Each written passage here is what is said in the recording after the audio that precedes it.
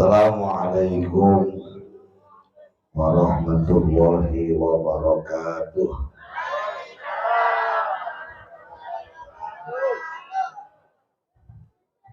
Mulainya jam berapa tadi? Ini kok kayak udah muak semua, ngantuk ya. Di sebelah dangdut lagi rame-rame ini. Jangan kalah rame gitu. Salamnya biar kompak, jawabnya juga harus kompak. Karena salam itu doa ya. Assalamu utawi keselamatan. Alaikum ingat asesi rokaat. Warahmatullahi lan rahmate Gusti Allah wa barakatuh lan barokai Gusti Allah. Biar kita dapat rahmat kasih sayang berkahnya Allah gitu loh. Jawabnya yang tenang. Ulang sekali lagi ya. Assalamualaikum warahmatullahi wabarakatuh.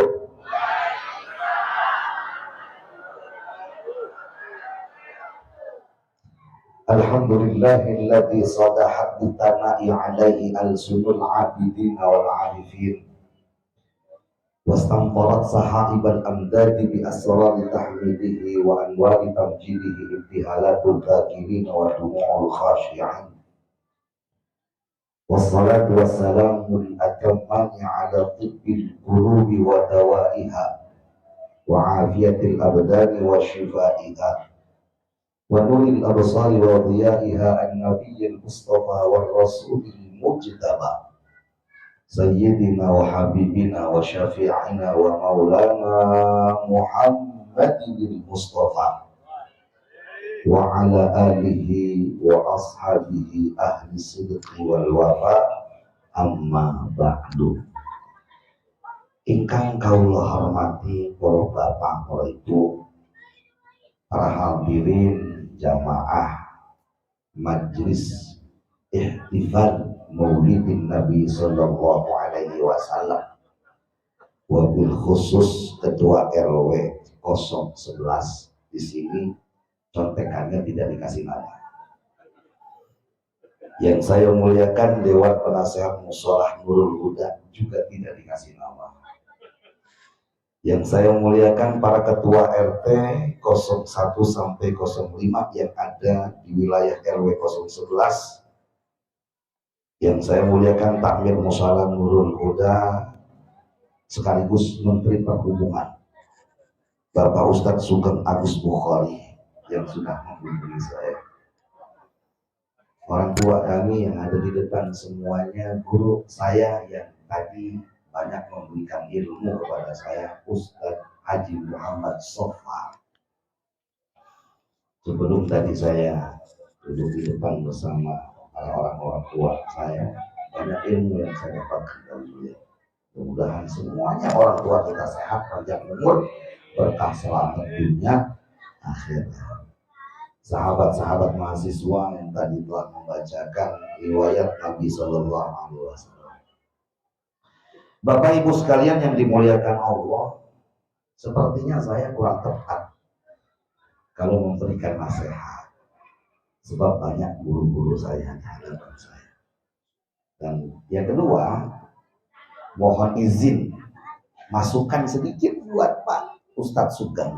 Ini nama saya tidak ada KH-nya, Romdoni Hamzah saja, nggak ada KH-nya. Terkadang panggilan yang berbeda itu membuat hati kita ujub. Ya Allah, hai hata masih jauh berarti manusia yang banyak punya dosa. Mohon doanya biar Allah ampunin dosa-dosa Romdoni ya, dosa-dosa kita semuanya lantaran kita hadir di majlis Maulidun Nabi Sallallahu Alaihi Wasallam. Dan mudah-mudahan semuanya yang hadir nih akan mendapatkan syafaatul uzma di yaumil qiyamah. Amin ya rabbal alamin. Saya pengen cerita. Ini nyata.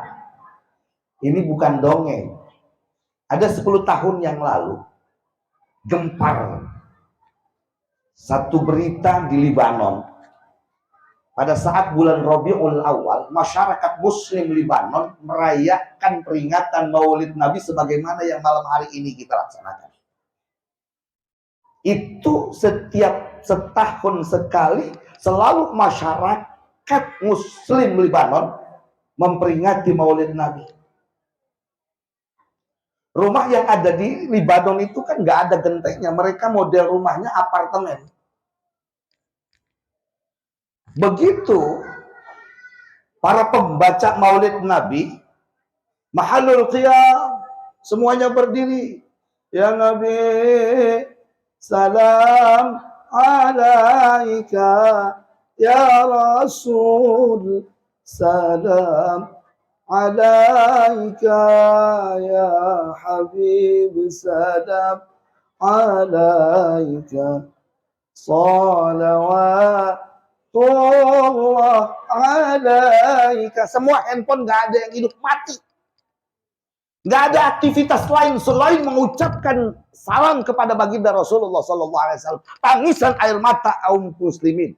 Semua, ya Rasul, assalamualaikum ya Rasulullah.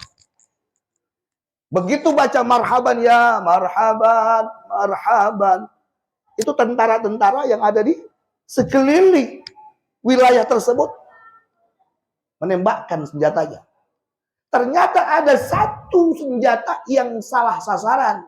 Peluru salah nyasar. Apa namanya? Salah sasaran.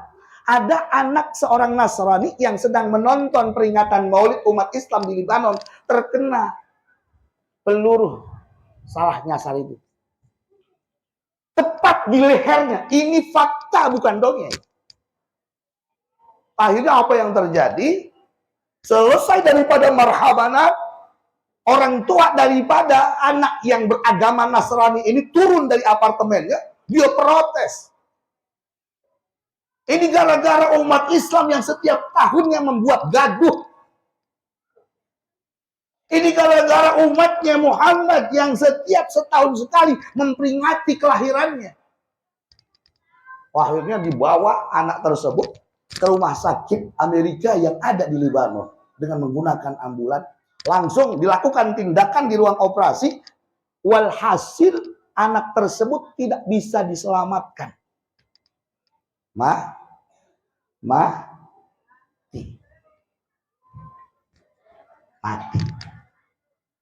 Kena lehernya.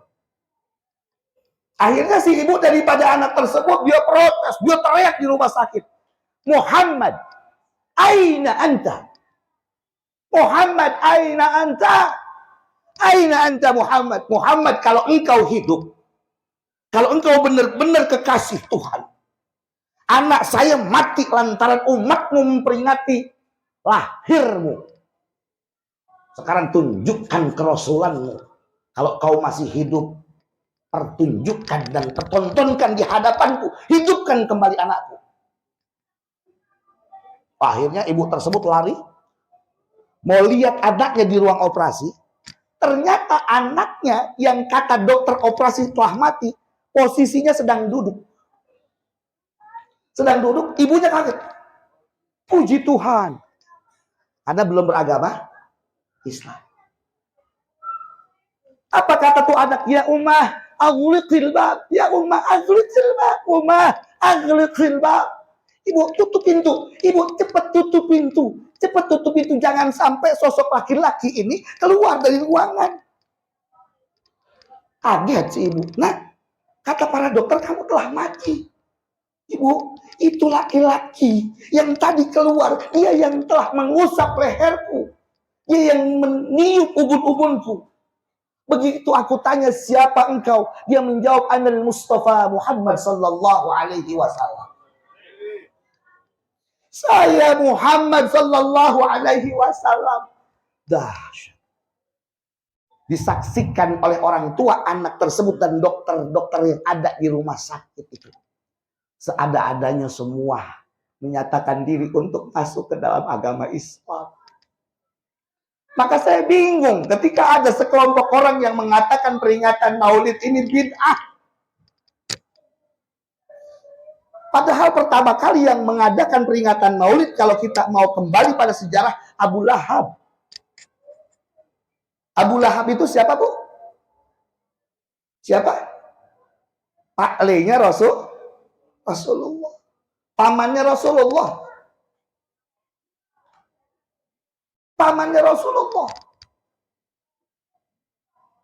Begitu Sayyidah Aminah lahir, budak atau hamba sahayanya Abu Lahab memberikan informasi kepada Abu Lahab, ya Sayyidi, qad waladat Aminah, telah lahir Sayyidah Aminah.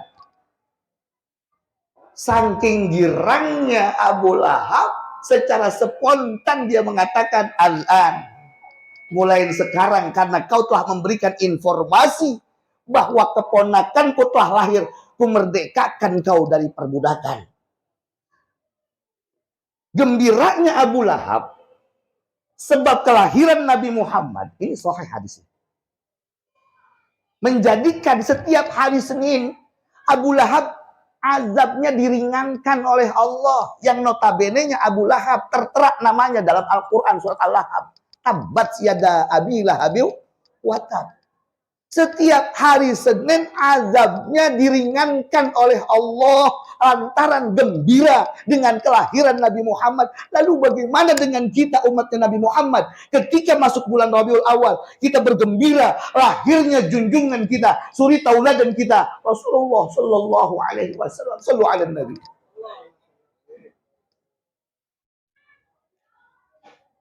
Jangan sampai kita salah paham di dalam berislam atau pahamnya salah.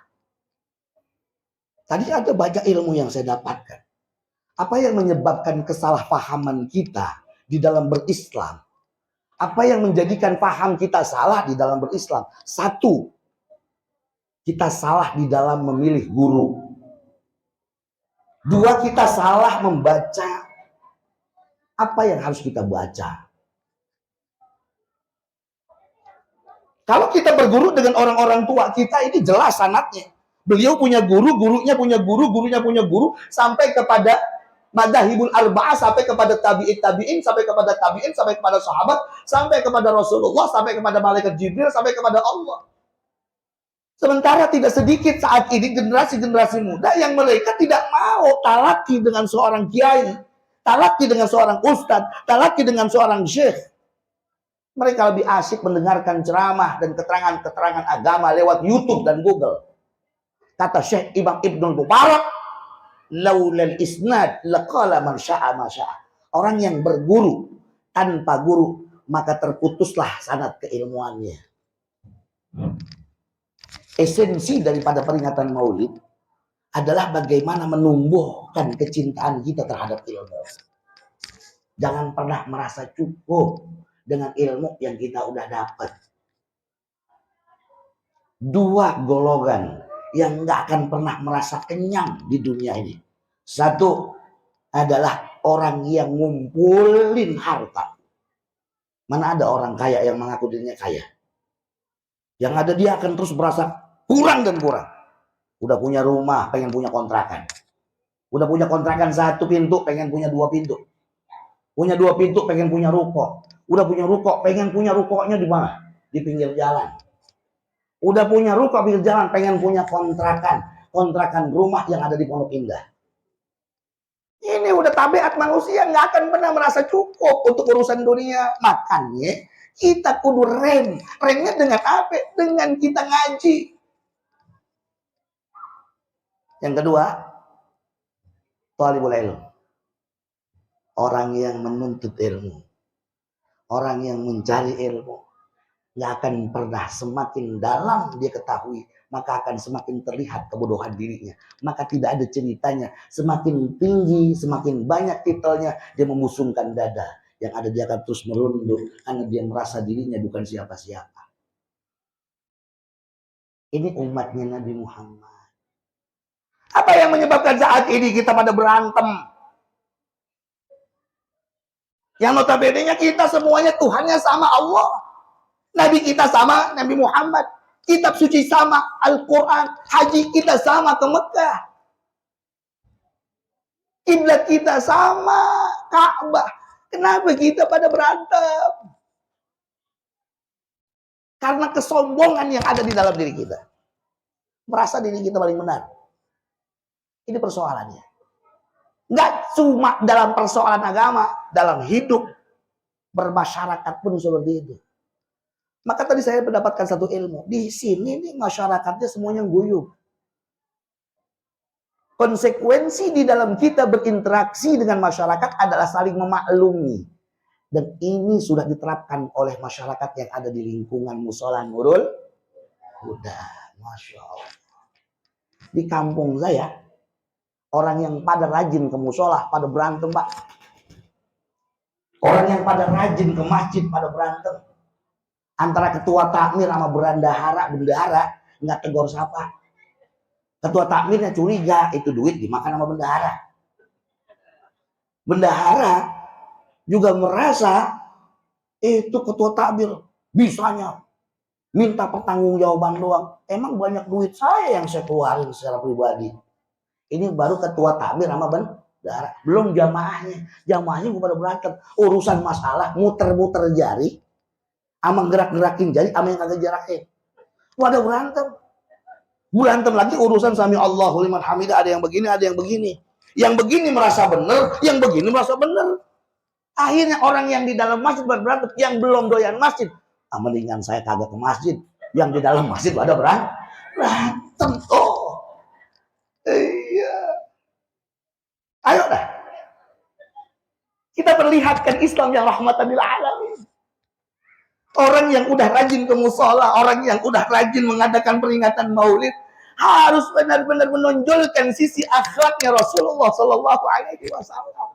Itu mestinya yang harus kita jalankan.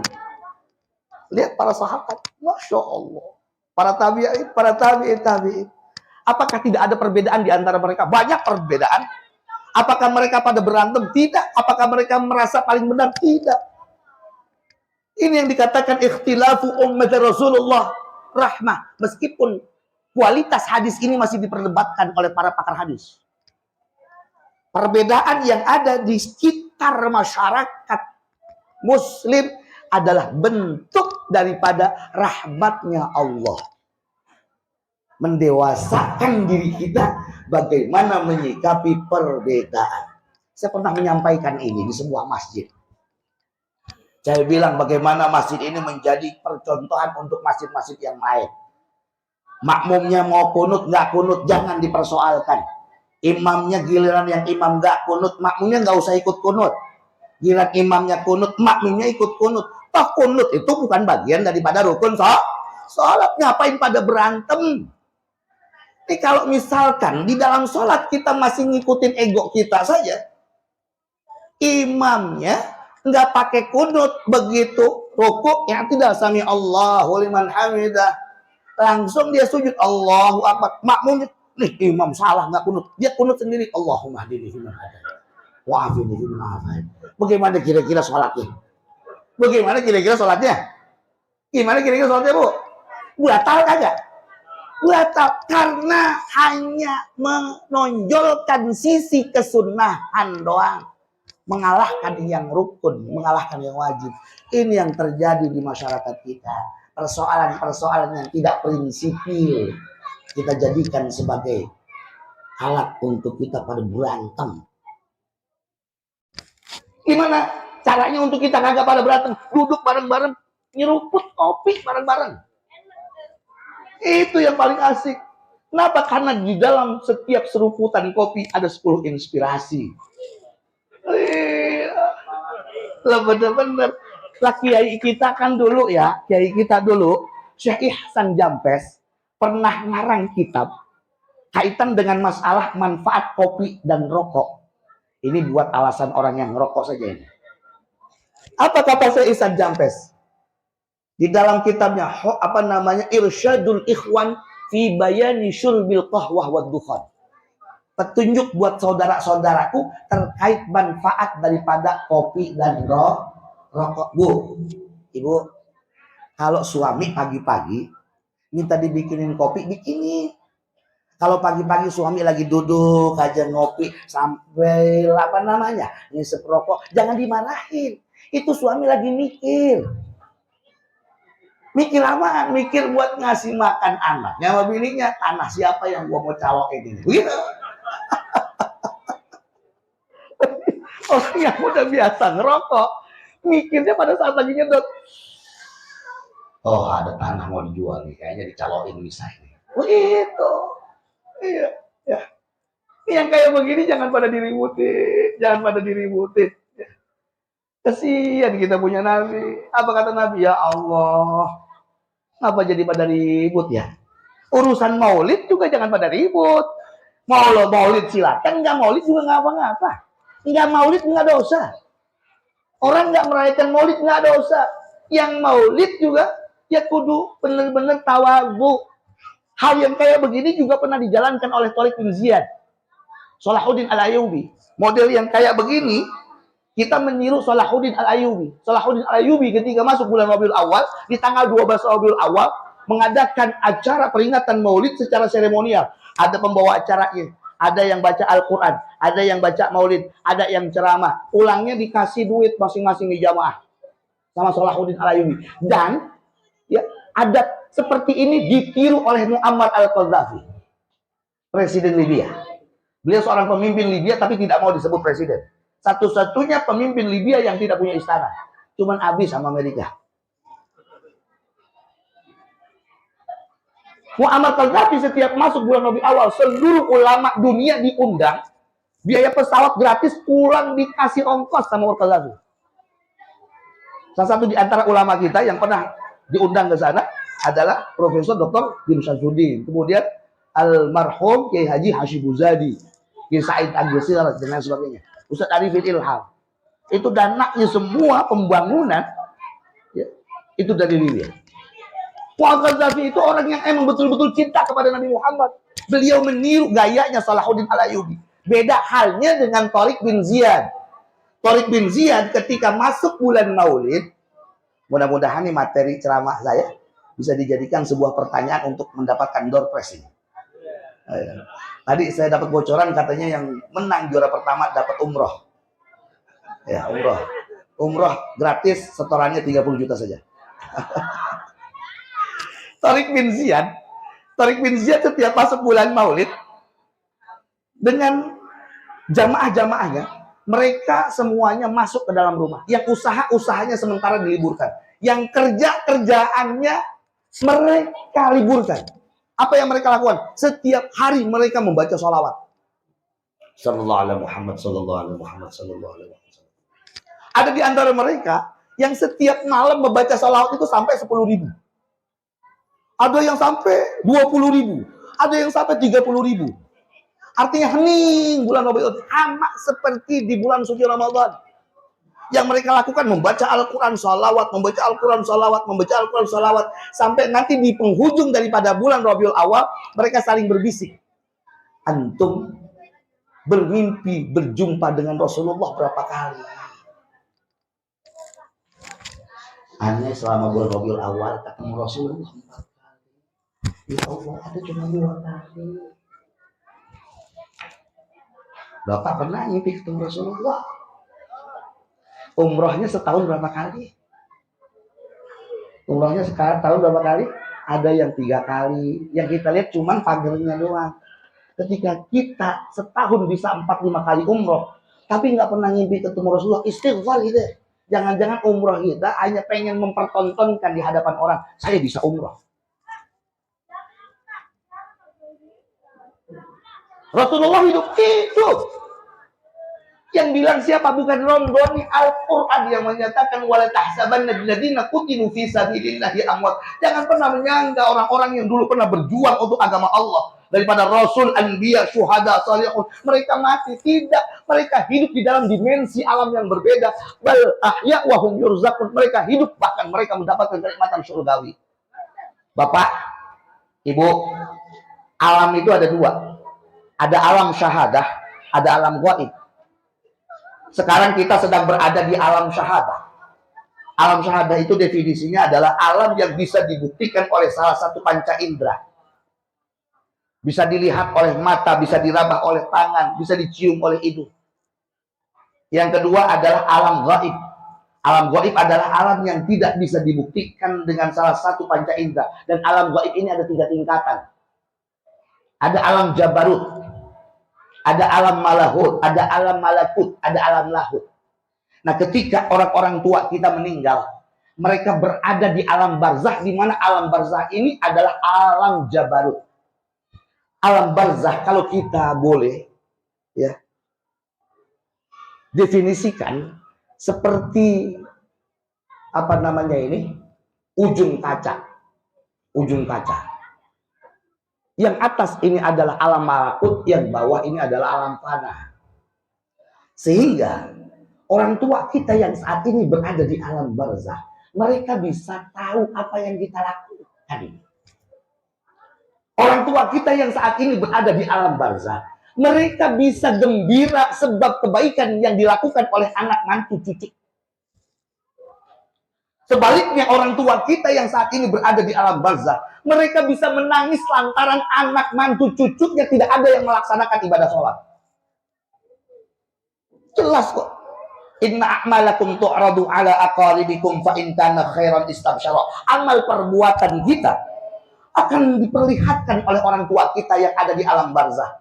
Ketika kita anak yang rajin melaksanakan sholat, rajin membaca Al-Quran, menjadi anak yang baik, orang tua kita tersenyum di sana.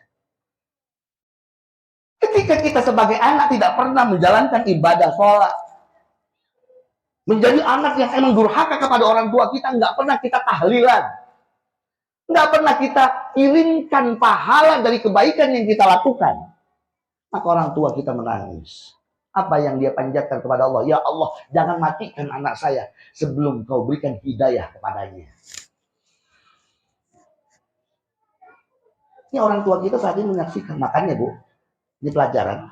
Ketika ibu, orang tuanya sudah tidak ada, kebaikan apapun yang ibu lakukan, niatkan pahalanya untuk orang tua ibu. Disitulah kunci keberkahan. Saya mau dikata gila, bodoh amat. Kalau saya lagi banyak punya masalah, saya datang ke makam mak saya. Saya ngomong, mak, perasaan saya, mak saya yang jawab, ngapa tong? Itu perasaan saya doang. Ngapa tong? Ini mak, Rondoni lagi banyak banget masalah, mintain tolong apa sama Allah, biar Allah kasih jalan keluar buat Rondoni. Iya tong, ntar gue mintain dah. Lu pulang sono, lu pulang. Baca Yasin untuk kita. Saya yakin orang tua saya hidup dan orang tua saya dengar. Kenapa? Karena perintahnya Rasulullah ketika kita ngelewatin kuburan, suruhnya baca Assalamualaikum. Domirnya domir mukhotob. Seperti ketika saya ketemu Pak Ustadz, saya ngucapkan kan Assalamualaikum Pak Ustadz. Begitu kita ngelewatin kuburan, Assalamualaikum ya ahlal kubur. Antum salaf wa nahnu khalaf wa nahnu insyaallah bikum lahiqun. Mereka jawab enggak? Jawab. Cuman alhamdulillahnya kita diberikan keterbatasan mendengar, sehingga kita tidak mampu mendengar jawaban salam yang kita ucapkan kepada orang yang ada di dalam kubur.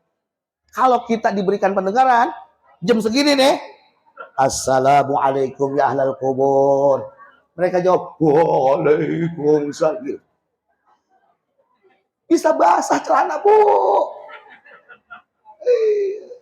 Artinya keterbatasan adalah sebuah niat. Coba kalau kita nggak dikasih keterbatasan mendengar, orang diadab dalam kubur, kita dengar yang ada, kita nggak punya semangat dalam hidupnya. Kalau kita tidak diberikan keterbatasan melihat, kita bisa melihat makhluk-makhluk Allah yang tidak terlihat, yang ada di kita serba ketakutan. Nikmati dan syukuri keterbatasan itu, ya. Sepakat ya? Ayo. Nah, Rasulullah Shallallahu Alaihi Wasallam, para syuhada, para sholihin, para anbiya, beliau ada di alam malakut.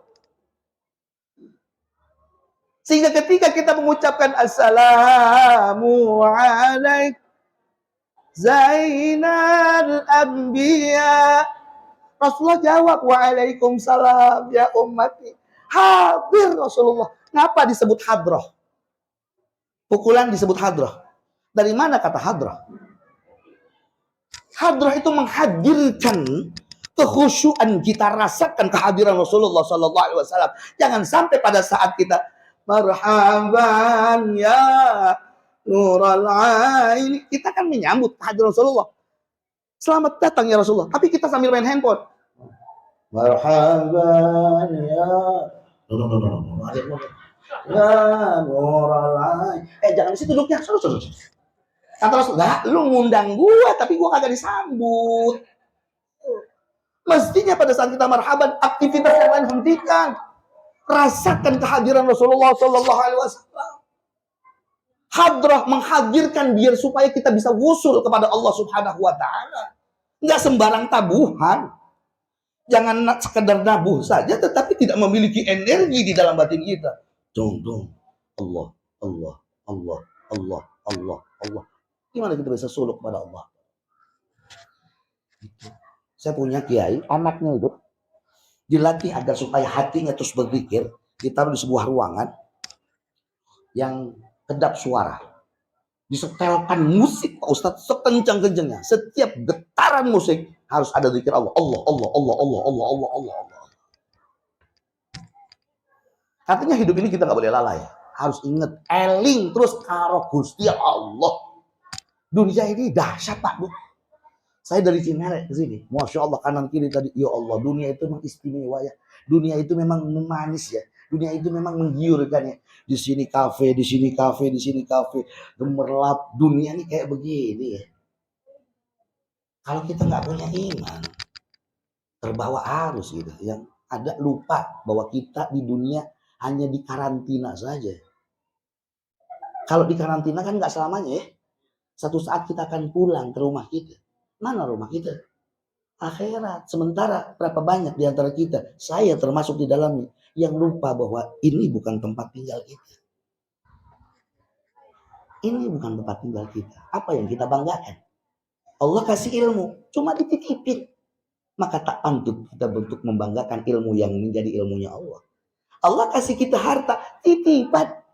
Tak patut kita untuk membanggakan dan menyombongkan harta kita. Allah kasih kita jabatan, titipan. Setinggi apapun jabatan kita, begitu ntar masuk ke dalam tanah, gak ada itu jabatan. Makanya kenapa saya diri di sini pakai sorban, pakai koko, pakai sarung, pakai kopiah, mantesin doang karena suruh ngomong. Iya, karena keislaman seseorang tidak bisa dilihat dari sorbannya. Keislaman seseorang tidak bisa dilihat dari pecinya. Bukan dilihat dari kokonya dan sarungnya. Tapi bagaimana dia mampu memanusiakan manusia. Ini ilmu yang saya dapatkan dari tadi Pak Muhammad Sofa. Keislaman seseorang tidak bisa dilihat dari cingkrang celananya. Keislaman seseorang tidak bisa dilihat dari seberapa panjang jenggotnya. Keislaman seseorang tidak bisa dilihat dari seberapa hitam jidatnya. Tapi keislaman seseorang terlihat bagaimana dia mampu memanusiakan manusia. Makanya ada term dari para ulama terdahulu. Ada ukhuwah basyariyah, saudara sesama manusia. Ada ukhuwah wataniyah, saudara sebangsa setanah air.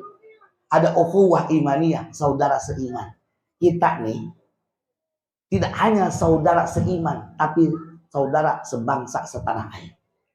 Kita tidak hanya sebangsa setanah air, tetapi kita saudara secara kemanusiaan. Maka sesungguhnya saya sangat tidak sepakat dengan istilah pribumi dan pendatang.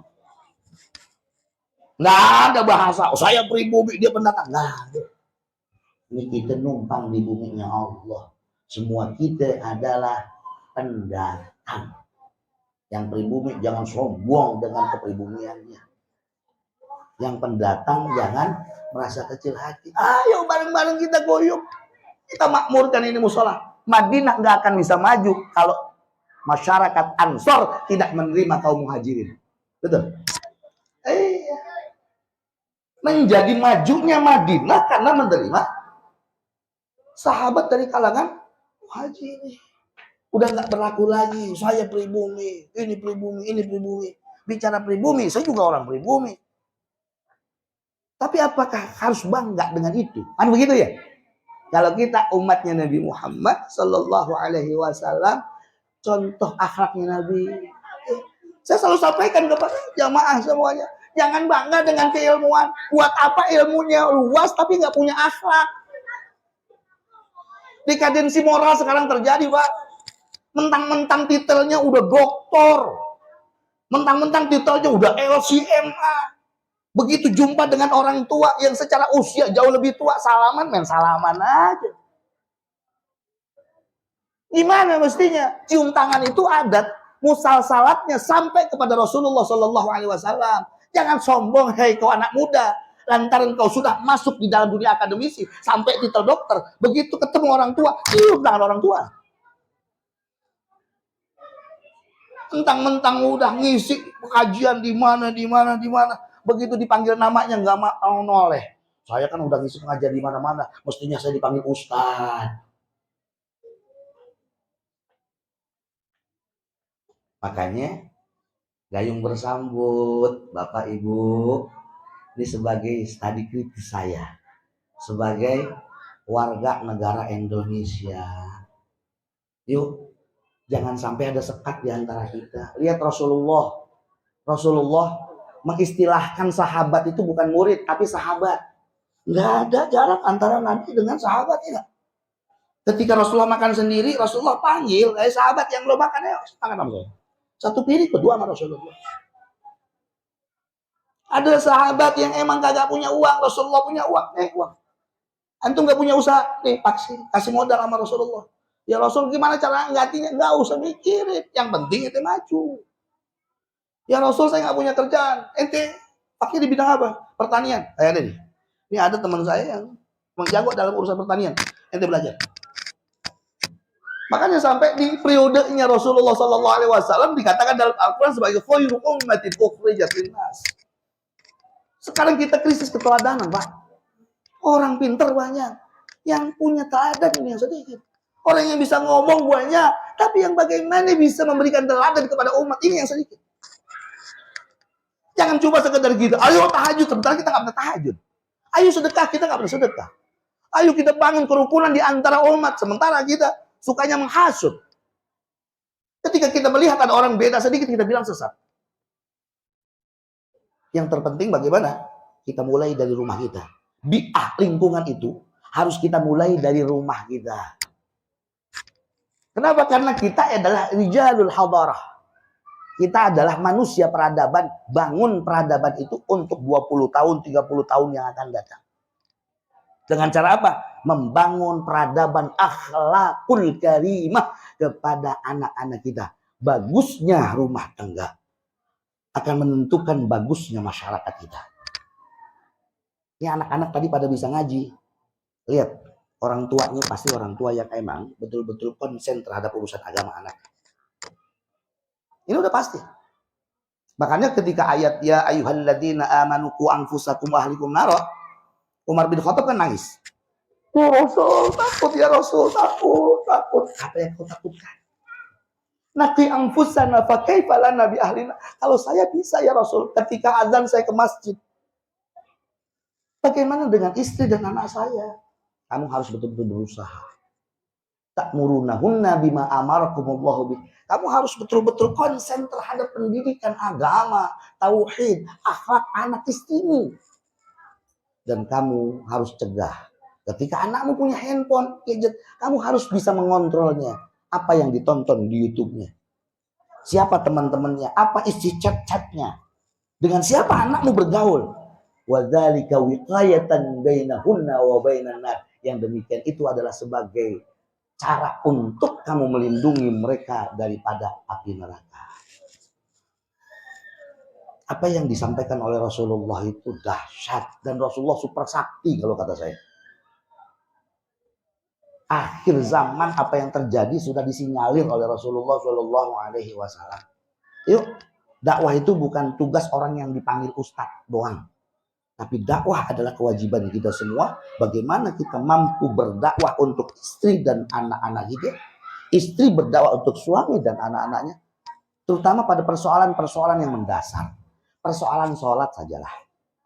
Gimana anak-anak kita ini, mereka betul-betul tahu kewajiban mereka sebagai seorang hamba muslim. Menjalankan sholat. Jangan sampai kuliahnya di UIN begitu zuhur. Allahu Akbar. Pasti nyantai ngerokok. Begitu 2:30 belum zuhur. Adha'us salat wa taba'us syahwat. Jarang udah sekarang yang benar-benar pada sholat tepat waktu.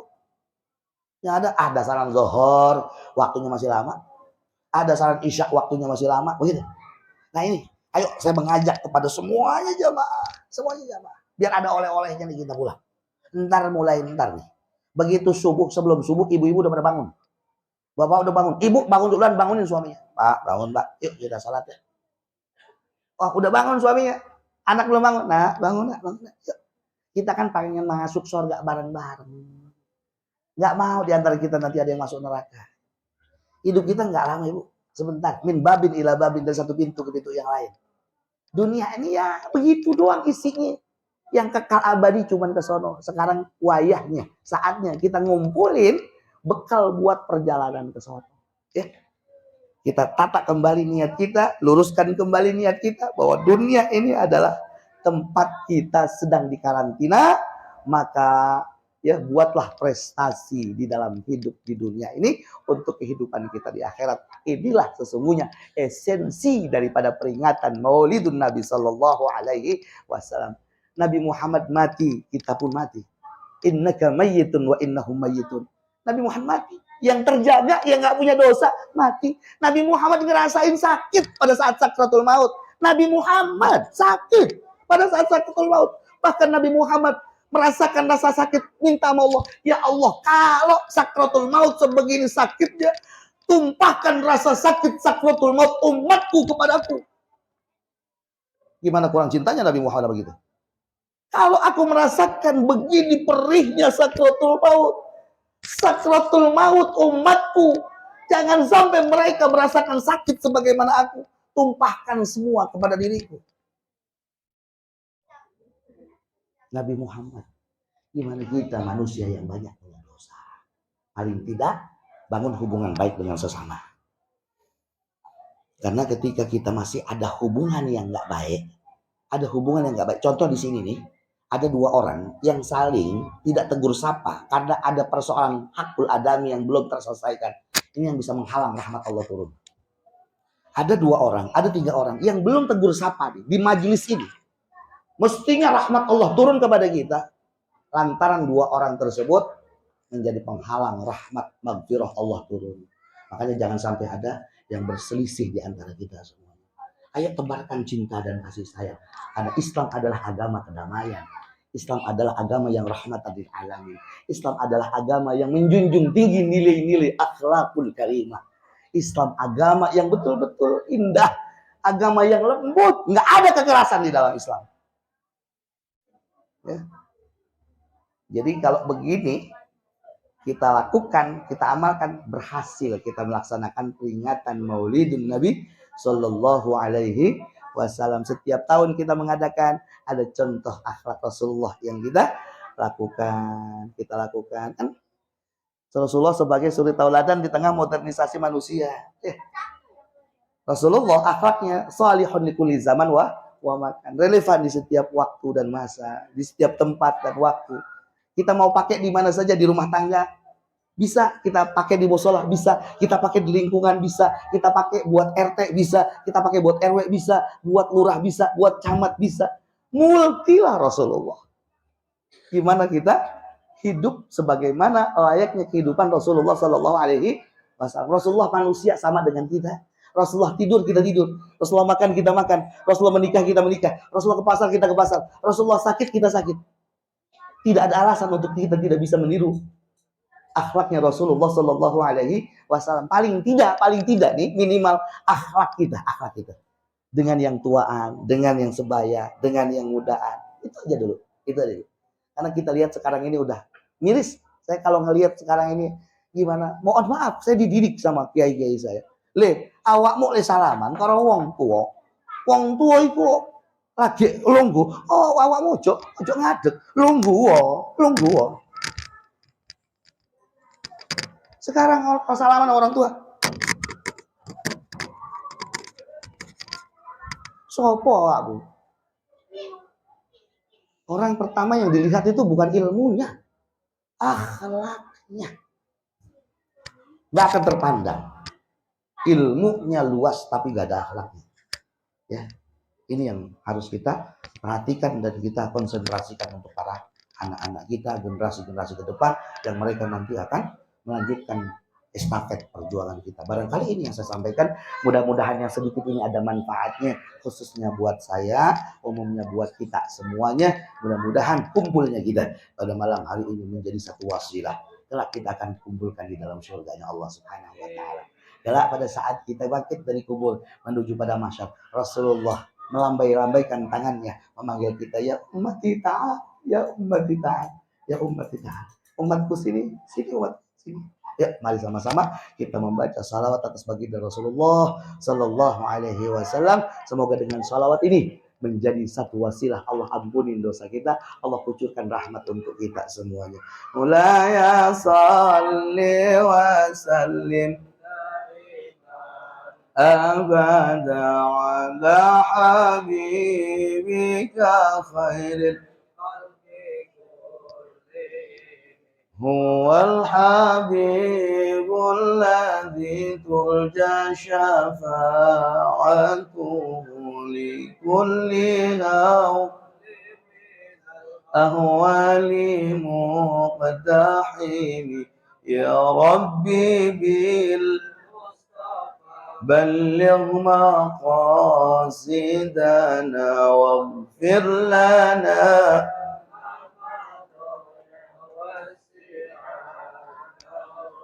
الفاتحة.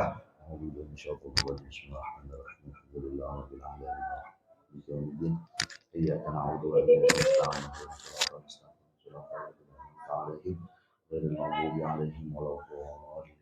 Terakhir Bu, terakhir oleh-oleh. Ibu kalau pengen anaknya soleh, nurut, mau menjalankan apa yang menjadi perintah ibu-ibu, baca Al-Fatihah 41 kali. Sarananya air putih. Pada ayat Iyyaka na'budu wa iyyaka nasta'in, ulangi 40 kali. Di bilangan 41. Misalkan udah 41 nih. Bismillahirrahmanirrahim. Alhamdulillahirabbil alamin arrahmanirrahim maliki yaumiddin iyyaka na'budu wa iyyaka nasta'in iyyaka na'budu wa iyyaka nasta'in iyyaka na'budu wa iyyaka nasta'in iyyaka na'budu wa iyyaka nasta'in sampai 40 kali. Setelah itu minta sama Allah, ya Allah, saya punya anak, biar jadi anak yang soleh, anak yang nurut, anak yang menjadi kebanggaan saya. Dia mau apa yang menjadi kehendak saya. Dia anak yang kagak ninggalin sholat. Dia ngerti kewajibannya sebagai seorang anak, ngerti kewajiban sebagai seorang hamba. Kiuk itu, minumin kan.